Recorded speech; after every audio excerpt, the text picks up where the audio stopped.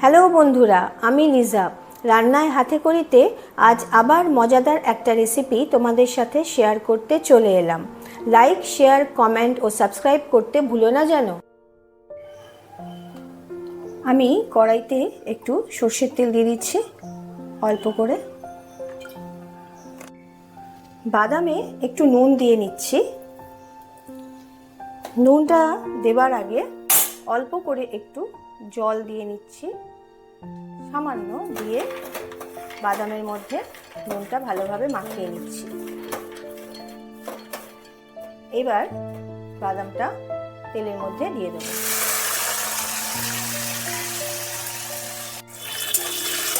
কিছু চিনে বাদাম আমি ভেজে নিচ্ছি তেলের মধ্যে, এই রেসিপির জন্য দরকার এটা। বাদামটা ভেজে আমি একটা জায়গায় রেখে দেবো। বাদাম ভাজা হয়ে গেছে, এবার আমি তুলে নিচ্ছি। আমি কিছু কারি পাতা নিয়ে নিয়েছি। কারি পাতাগুলো ধুয়ে পরিষ্কার করে একেবারে শুকিয়ে গেছে।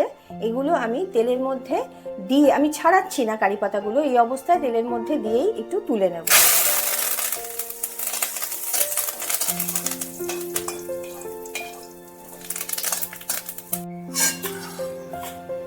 তাহলে বাদাম আর কারি পাতা আমার ভাজা হয়ে গেল। আমি নিয়ে নিয়েছি গাটি কচু, কিছু নিয়ে নিয়েছি 6-8টা মতো। গাটি কচুগুলোর খোলা ছাড়িয়ে আমি এইভাবে এগুলোকে কুচিয়ে নিয়েছি। কুচিয়ে নিয়ে আমি কি করেছি, একটু জলেতে বেশ কিছুটা নুন, পরিমাণ মতো নুন দিয়ে ভালোভাবে কচলে ধুয়ে এটাকে ভালোভাবে আমি ঝুড়ির মধ্যে রেখে দিয়েছিলাম। কিছুক্ষণ বাইরে রাখার পর আমি এটাকে আধ ঘন্টা 45 মিনিট মতো ফ্রিজে রেখে দিয়েছিলাম এই অবস্থায়। এইবার এটাকে বার করে এনে আমি এর মধ্যে নুন আর হলুদ দিয়ে একটু ভেজে নেব। একটু হলুদ দিয়ে দিচ্ছি,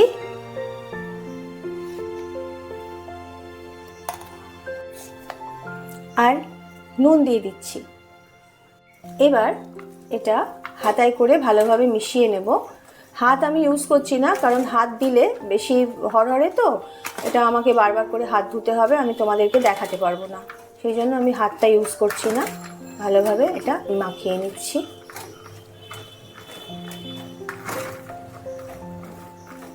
গ্যাস ওভেন অন করে দিয়েছি, দিয়ে একেবারে সিম করে দিয়েছি। আমি নিয়ে নিচ্ছি কিছু সর্ষের তেল। আমাকে এই কচুটা কিন্তু ডুবো তেলে ভাজতে হবে, সেই অনুযায়ী আমি একটু বেশি করেই তেল দিয়ে দিচ্ছি। এবার গ্যাসের ফ্লেমকে আমি একেবারে হাই করে দিয়েছি, তেল গরম হয়ে গেছে। এবার এই কচু আস্তে করে আমি দিয়ে দেবো, আর একটু নাড়তে হবে সাথে সাথে, তা না হলে জ্বালা পাকিয়ে যাবে।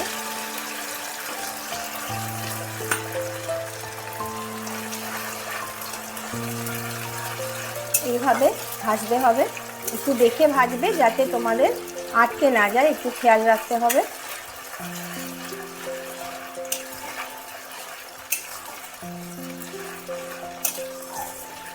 ব্রাউন না হওয়া পর্যন্ত মোটামুটি 7 থেকে 8 মিনিট মতো ভাজতে হয়েছে। তারপরে এই কালারটা এসছে। যখন এই কালারটা আসবে তখন তোমরা এটা তুলে নেবে। করার মধ্যেই বুঝতে পারবে হয়ে গেছে, তখন একটু মানে খুন্তিতে ঠেকবে, বুঝতে পারবে। যারা রান্নাবান্না করে তারা তো বুঝবেই, আর যারা নতুন করছে তারাও বুঝতে পারবে। একটা জিনিস ভাজা হয়ে গেলে বোঝা যায় তো।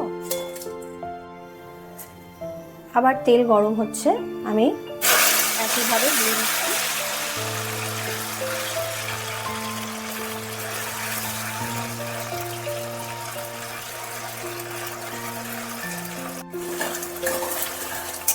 কচু ভাজা এইভাবে খেতে খুব সুন্দর লাগে, তোমরা খেয়ে দেখো। আর এই ভাজাটা, কচু ভাজার সাথে আমি যেগুলো মেশাবো, কিছু মশলাও অ্যাড করব, এগুলো কিন্তু তোমরা সংরক্ষিত করে রাখতে পারো। একটা ভালো পরিষ্কার শিশি দেখে সুন্দর করে রাখতে পারো। ডালের ভাজা হিসেবে কিন্তু ব্যবহার হতে পারে। আর যদি তোমরা মনে করো সন্ধেবেলায় মুড়ি দিয়ে একটু খাবে, সেগুলো নিজেদের চয়েস অনুযায়ী খাবে।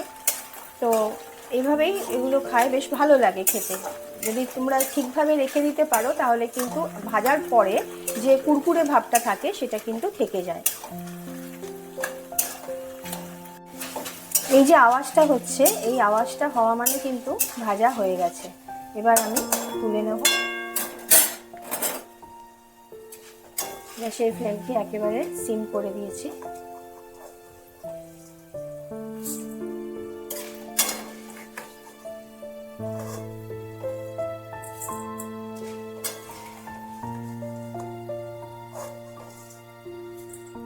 ভাজা হয়ে গেলে এই তেলের মধ্যে একটা পাকা লঙ্কা একটু ভেজে নেব।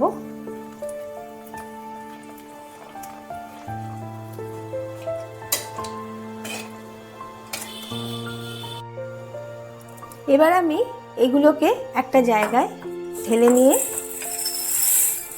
নিচ্ছি। একটু তেল থাকলে তোমরা তেলটাকে বাঁচিয়ে এগুলো নিয়ে নিও। যতটা পেরেছি তেলটা না তোলার চেষ্টা করেছি আর কি।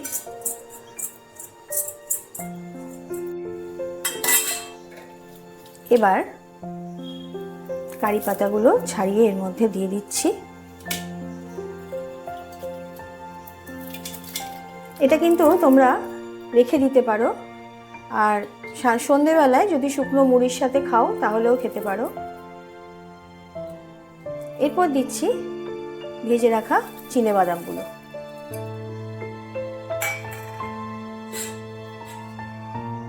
এবার একটু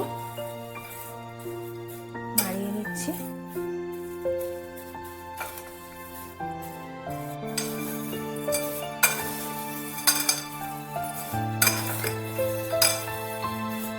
একটু নাড়িয়ে নিলাম। এবার আমি কিছু মশলা এর সাথে অ্যাড করব।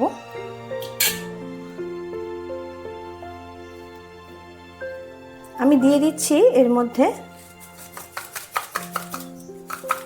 ব্ল্যাক পেপার মানে ব্ল্যাক সল্ট, বিট নুন এর মধ্যে দিয়ে দিচ্ছি ছড়িয়ে একটু। আমি দিয়ে দিচ্ছি একটু চিলি ফ্লেক্স অল্প করে, প্রয়োজন না হলে দিও না। যে ঘরে যারা যদি বাচ্চা কোনো থাকে তাদের ক্ষেত্রে অসুবিধে হবে। আমি তাছাড়া একটা পাকা লঙ্কাও ভেজেছিলাম, সেটাও এর মধ্যে দিয়ে দিলাম। আর দিচ্ছি ম্যাগি মশলা। তোমরা জানো এটা বাজারে পাওয়া যায়, যে কোনো মল বলো বা যে কোনো গ্রসারির দোকানে পেয়ে যাবে। একটু ছড়িয়ে দিচ্ছি।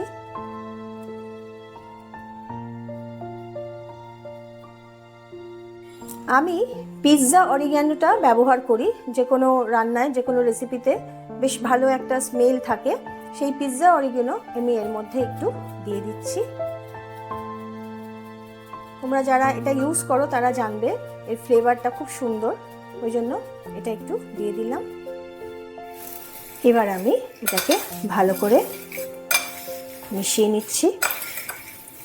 তোমরা যারা এটা আমার দেখছো, এই রেসিপিটা আজকের রেসিপি যারা দেখছো বেশ মজার রেসিপি, তোমরা এটা বাড়িতে অবশ্যই করে খেয়ে আমাকে কমেন্ট বক্সে জানিও কীরকম লাগলো, কিভাবে তোমরা সংরক্ষণ করলে সেটাও আমাকে বলো। আর যারা নতুন করে দেখছো আমার চ্যানেল আজকে, তাদেরকেও বলে রাখি তারা সাবস্ক্রাইব করো, আর শেয়ার কমেন্ট লাইক তো অবশ্যই করবে। তবে এটাও বানিয়ে খেও। আমি সবসময়ই বলবো আমার যে রেসিপিগুলো আমি যেগুলো দেখাই সেগুলো তোমরাও একটু ট্রাই করো বাড়িতে, তাহলে বুঝতে পারবে যে মানে কীরকম, যেগুলো বেশ খেতে ভালো বলো বা যেগুলো মজার রেসিপি, যেমন এটা একটা খুব সুন্দর মজার রেসিপি, সেইগুলো তোমরা বুঝতে পারবে নিজেরা করলে।